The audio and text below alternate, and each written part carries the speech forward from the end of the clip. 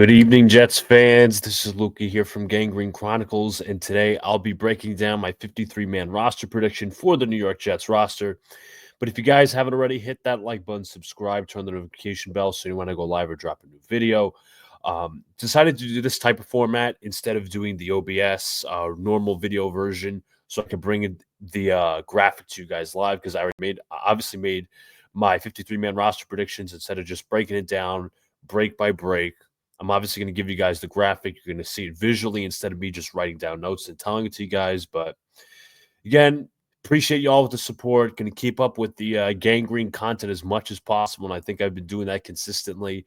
And who knows, I might even include a live stream before the season. Might do a little season preview, but I'll tease that more when that date comes a little forward and everything is official. But anyways, 53-man roster. You're going to look up the date real quick just to make sure. 53-man roster set NFL. So this season, 2025-2026 NFL season, all teams must reduce their roster to an initial 53 players by Tuesday, August 26th at 1 p.m. This is the Chargers, so it's Pacific time, meaning 4 p.m. Eastern Standard Time on our standards. But the Jets also, or I should say NFL teams in general, can also include about 16 practice squad players. So what I have for you guys is my offensive predictions, my defensive predictions, my special teams predictions, and my predictions for players who might go on injured reserve, because I believe it was last season, if I'm not mistaken, that two players off the offset of training camp and preseason can start the season on IR and make it back by week 4. I think it's short-term IR, they call it. You spend about 4 weeks on it, and I have few candidates for that, but I also practice squad candidates for the Jets. I'm not going to break down every single cut or every single name that's going to be cut. That's just too much work, and I don't want to waste your guys' time. But we will be getting into each of these predictions. So let's start with the offense. The offense is a big talking point of the Jets camp. Wide receiver and tight end mainly. Quarterbacks too. So we'll start with the quarterbacks. Right now, the Jets are housing 4 quarterbacks. Justin Fields, Tyrod Taylor, Adrian Martinez, and Brady Cook. Brady Cook, an undrafted free agent out of Missouri. Martinez has spent with the time with the Jets, I'd say about the last year, if I'm not mistaken, and he was on the practice squad last year. I predicted that. I'll show you what I predict for him coming up in a little bit. But the Jets have 4 quarterbacks. I think they only land with 2 in this scenario. We don't know what the scenario is with Tyrod Taylor. Obviously, he's nursing a bit. I think he's nursing a knee injury at the moment. So obviously, he's had surgery. Timeline is that he's supposed to miss the rest of the preseason, should be ready for week 1. But with Tyrod, who's been an injury-prone quarterback, you just never know. So I'd expect the Jets to pick up a quarterback, or at least look at quarterbacks on the waiver wire. Who knows, Mike White could be available, just to throw out a name. But in this instance, I don't know what quarterback the Jets would be targeting. So right now, I'm just throwing it with 2 quarterbacks, Justin Fields and Tyrod Taylor. Hopefully, knock on wood, that Tyrod Taylor is healthy enough for week 1 to back up Justin Fields. The Jets also, with the practice squad rule of the last few years, can elevate certain players to the regular roster for the regular season games. Adrian Martinez, you never know, could be one of them if Tyrod Taylor remains hurt. Hopefully he is not. But in this scenario, without having any clue who the Jets would be targeting for the backup quarterback position, outside of Tyrod Taylor, and before even the final preseason game plays, I have the Jets sticking with 2 quarterbacks. So moving to the running back position, the Jets currently house these names: Breece Hall, Braylon Allen, Isaiah Davis, Kene Nwangwu, who is the Jets kick returner, Donovan Edwards, and Lawrence Toafili. Now, Edwards and Toafili are undrafted free agents. Rookies, beat at that. My prediction, I got Breece Hall, Braylon Allen, Donovan Edwards, and Kene Nwangwu. Now, I don't have Isaiah Davis. I'll just tease this one. Davis has been dealing with an injury for the past, I would say, 2 weeks, and might be more serious than people think. So Donovan Edwards, I think, in this last preseason game is going to seize the opportunity to take that third running back spot. And the teaser, I think Isaiah Davis is one of those two candidates that can land on short-term IR just for the first few of the weeks of the season. Hopefully, it's nothing too serious where he misses extended time. But for this running back position, I have Donovan Edwards, Braylon Allen, and Breece Hall. Toafili, I think he's just going to get cut. I think he's been okay, hasn't been rather too impressive. And Nwangwu, as I mentioned earlier, is going to be the Jets kick returner. So those are the guys I have at the running back position. Doesn't mean that Breece Hall is not subject to trade rumors. I doubt the Jets trade him at this point in the season. Never know. Could be a deadline thing where a playoff team is looking for a running back. And the Jets might not have a good record, so they might want to sell off Breece Hall for some assets, some draft assets, because they don't want nothing in return. You don't want to let Breece Hall go for nothing next year, especially in what has been a tumultuous career for Breece Hall. He had a very good rookie year in 2022. Had he not gotten hurt with, I believe it was the ACL injury, 2023, he started off a little bit slow, started to build it back up again. But 2024, he just did not have a good year. He was slow, lack of vision at the goal line. The Jets kind of overplayed him at the goal line. Could have used Braylon Allen more snaps, but Hall also had fumble and drop issues. So is he going to be cut? No. Do I think he's a trade candidate down the line? Absolutely. So I have 4 running backs that the Jets are going to keep, one going on starting the season on IR. That would be Isaiah Davis. So 4 running backs for the New York Jets. Now moving to the wide receiver position. And the Jets have plenty of bodies. Let's go down the line. Garrett Wilson, Josh Reynolds, Tyler Johnson, Alan Lazard, Arian Smith, Jamal Pritchett, Irvin Charles, who's currently, I believe, on the PUP list, Brendan Smith, Xavier Gibson, Ontario Wilson, Quentin Skinner, Demir Miller, and Malachi Corley. So in this scenario, I have the Jets keeping 1, 2, 3, 4, 5, 6, 7 receivers. Doesn't mean they're all going to be active on game day, but you have Jamal Pritchett. I think he's going to be the starting punt returner for the New York Jets. I think he showed some flashes there. Quentin Skinner throughout the late term in camp, or I should say later on in camp, even in the Giants game as well, has flashed a little bit. You saw the one-handed catch he made in the end zone. He's got blazing speed. He's a burner. You know who's a burner? Arian Smith as well, and his camp has been impressive as well for somebody who was a 6th-round pick and seen as a bit of a project. That doesn't mean that the Jets should put him at wide receiver 2. I don't think he's ready for that yet. And right now, it's just a toss-up for the wide receiver 2 position. We all know Garrett Wilson is wide receiver 1. It's now going to be a mix. It's going to be a toss-up between Reynolds, Lazard, and Johnson. Lazard is still hurt with that shoulder injury, so Josh Reynolds and Tyler Johnson are likely competing with Arian Smith for that wide receiver 2 position. Doesn't mean that the Jets can't go out and pick up a wide receiver off waivers or sign a guy like Amari Cooper or Tyler Boyd. I expressed my displeasure with the idea that the Jets should trade for a wide receiver because in that likely scenario, let's just say they go out there and trade for Romeo Doubs or Alec Pierce.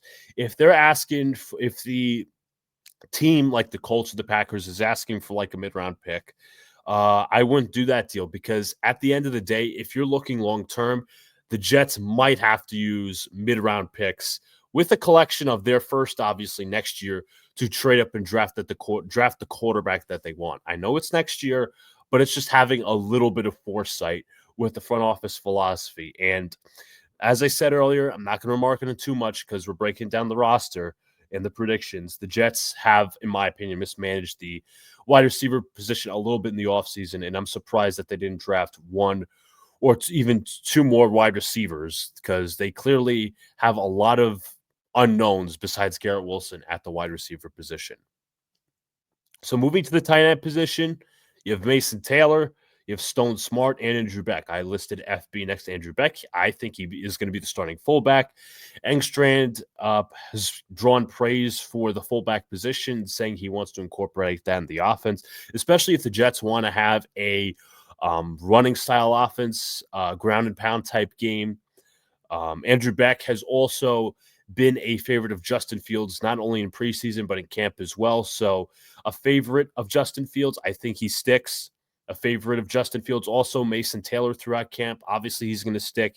2nd-round pick, Stone Smart. I think the Jets want to try to squeeze a little bit more out of him in the regular season, But the one factor, the one tight end that is going to be asked about here is Jeremy Ruckert. And I think he's good as gone for the New York Jets. He's not a positive blocker. He's not a really positive anywhere on the football field for the New York Jets. Not a positive blocker, not a positive receiver, not a positive route runner.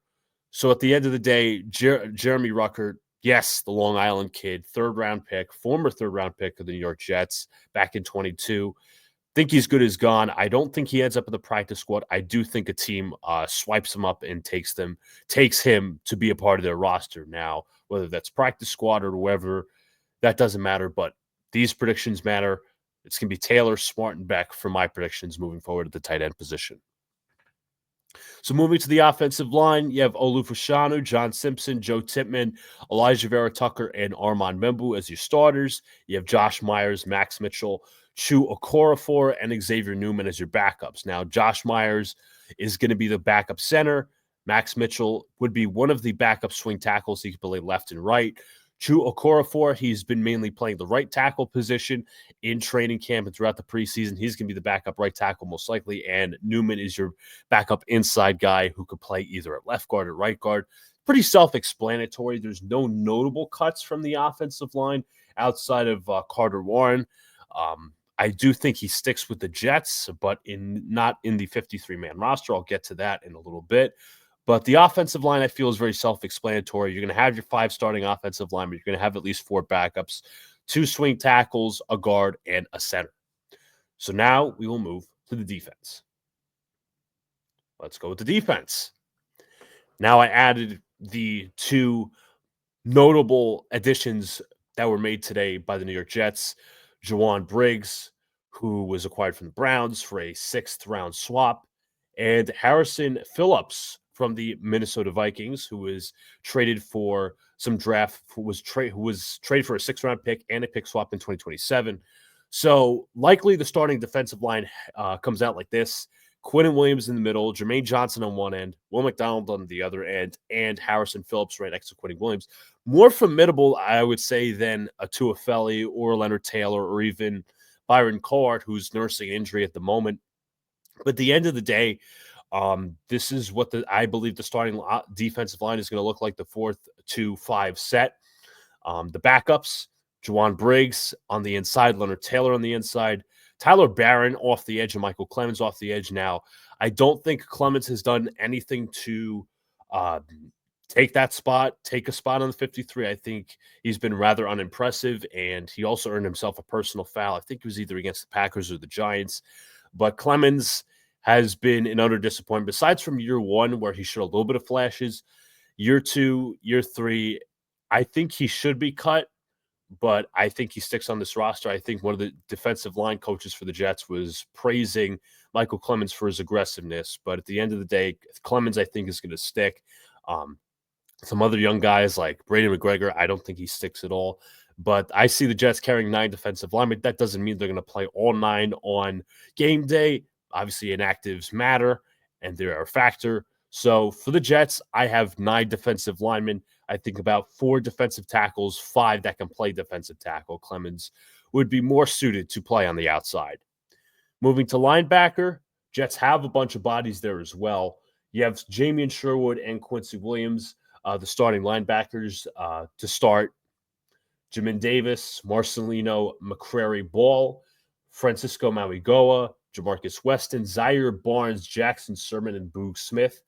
Loaded linebacker room, but the Jets in this scenario, I have them only keeping 5. This isn't a 3-linebacker set or a 3-linebacker defense like the Robert Saleh defense. Aaron Glenn is more 4-2-5. Robert Saleh was 4-3. So in this scenario, I have the Jets only keeping 5 linebackers. I think, obviously, Jamian Sherwood, Quincy Williams are the starting linebackers. I'm interested to see who the mic is. Jamian Sherwood was paid this offseason handsomely, $15 million a year, I believe, on the average annual value for about 3 years, if I'm not mistaken. Quincy Williams looking for a new contract. It'll be interesting to see what he does this season on the contract here.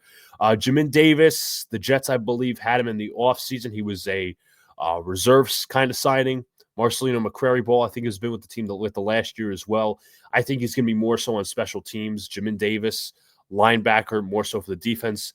McCrary Ball for special teams, and Francisco Mauigoa, who I really haven't heard a peep of in the offseason or even during training camp. I believe is the fifth linebacker. He's likely going to be probably the inactive on game days, but I could see scenarios where he's also on special teams.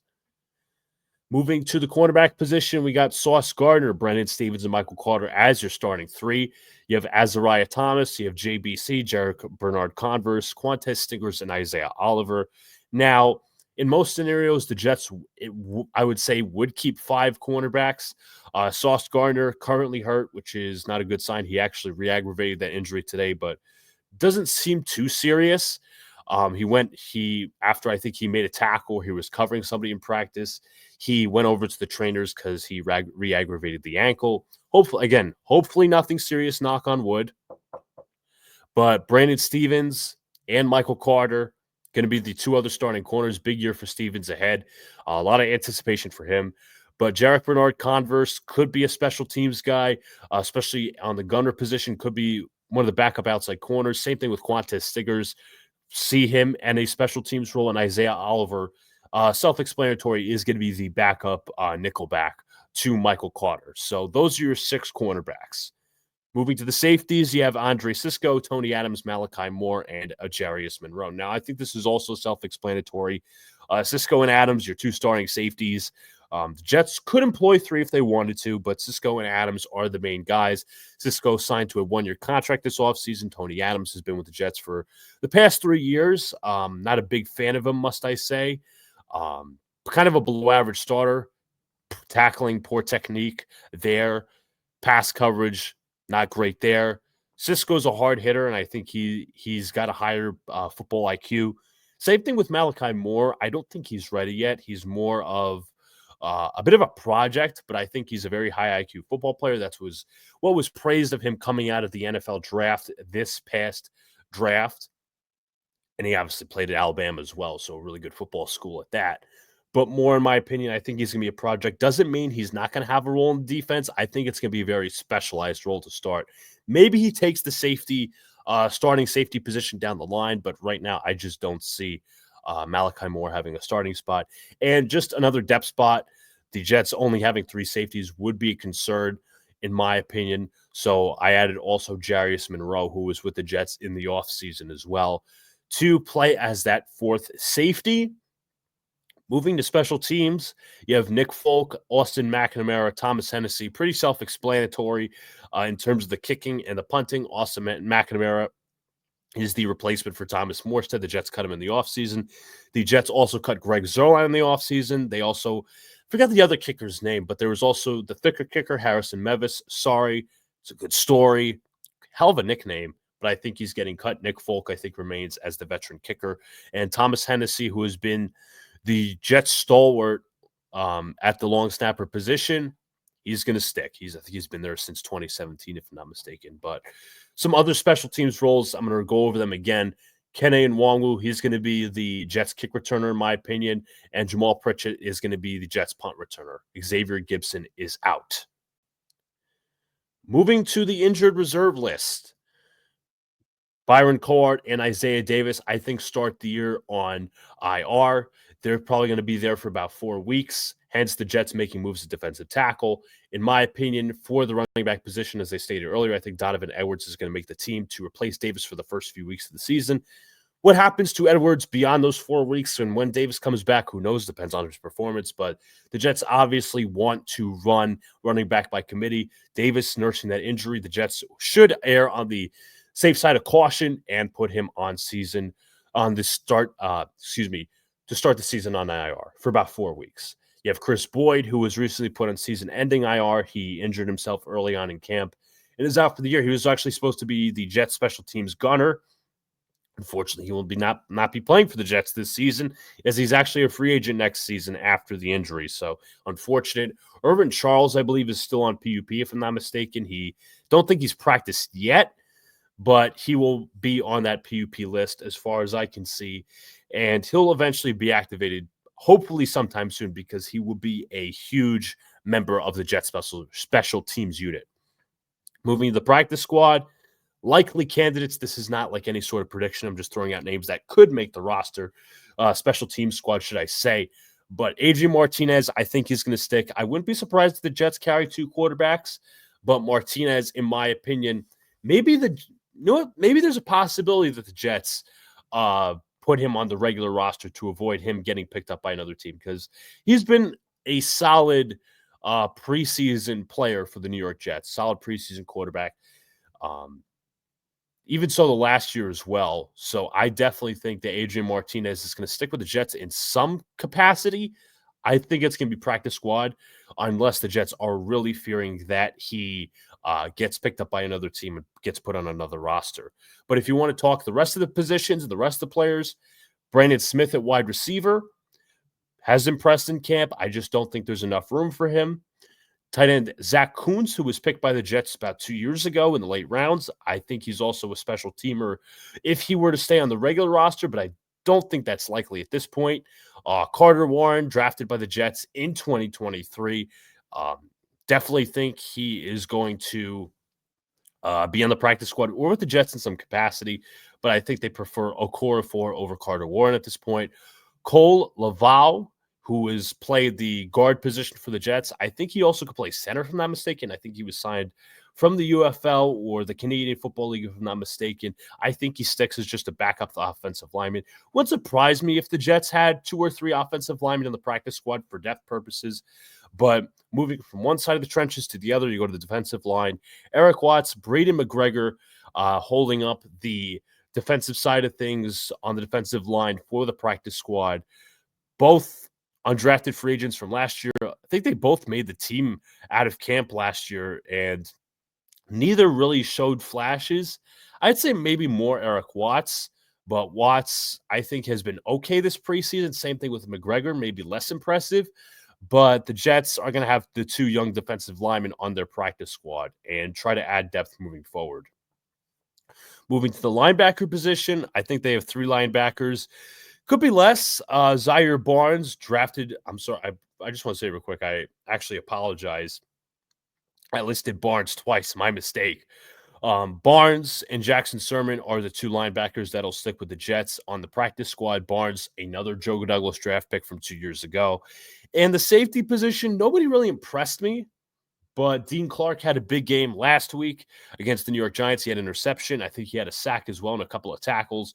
But another candidate that I did not list, who I think is a possibility to join the Jets practice squad, is Bump Cooper, who has been with a few teams throughout his NFL career, relatively short NFL career at that. He impressed in the Packer game with his physicality and his ability to break up passes. So I think he's another defensive back that joins the Jets at some capacity. I think it's going to be with the practice squad, though. But some other names that I think will be cut or not stick with the roster. I don't know if I mentioned it. Xavier Gibson, I think he's good as gone. Malachi Corley, I think, is good as gone as well. Really quiet camp for Corley. Hasn't made much of an impact. He didn't even play regular snaps till the 4th quarter with the offense. So that's already concerning enough. Xavier Gibson, I think he's been less than, even you can argue below average as a punt returner and kick returner for the New York Jets. It was so much so that Kene Nwangwu was such a great pickup for the Jets last year because of his ability to return kicks. And Gibson is just skittish as a kick returner. Not great vision-wise, tends to fumble the ball at times, and just doesn't get enough yardage. And he has, besides that one return where he won the Jets the game on September 11th, 2 years ago against the Bills, the Aaron Rodgers game infamously where he tore his Achilles. Besides that one game, you could argue that he's been a one-hit wonder with the Jets. And he's not even formidable as a wide receiver or route runner as well. So I see him going. I mentioned Jeremy Rucker. I think he's good as gone. Some other names that I could find out. Not really some others. Rashad Weaver, I think he's getting cut. He was signed with the Jets for about, I think, the veteran minimum this offseason, like $1 million as a depth defensive lineman. Hasn't really popped off the page. Speaking of Peyton Page, I think, is a possibility to join the practice squad as well, joining the Jets as an undrafted free agent. Fedarian Mathis, who the Jets picked up in the offseason way early on, I think he's going to get cut too. Derek Anati is a possibility to get cut. He's just not been good in training camp or preseason, and he was not really a favorite of Jets fans when he was signed with the New York Jets because he's very much a below average defensive lineman. And the Jets had a pretty much, prior up to this point, a below average defensive line unit. And now you can look at the Jets defensive line going back, at least they're close to average at this point. Put aside, Quinn Williams and Jermaine Johnson and Will McDonald. I'm not saying those guys are average. At least you have Harrison Phillips who can start in a pinch, or at least start for the New York Jets and make the starting defensive line, look competent. The rest of the guys, Briggs, underrated run stopper, Michael Clemens, he's got something to prove this season, hopefully. Tyler Barron, bit of a project. Leonard Taylor, good young defensive lineman, good for stopping the run. Actually makes the set of moves I like. The set of moves that the Jets made on the defensive line I like from Darren Mucci. You didn't trade too many assets. You didn't trade any notable assets. But at the end of the day, the Jets are improving their defensive line. And overall, as a team, they've gotten better with those two moves. But those were my 53-man prediction. 53-man predictions, folks. I can't talk today. You guys have it already. Hit that like button, subscribe, turn on the notification bell so you know when I go live or drop a new video.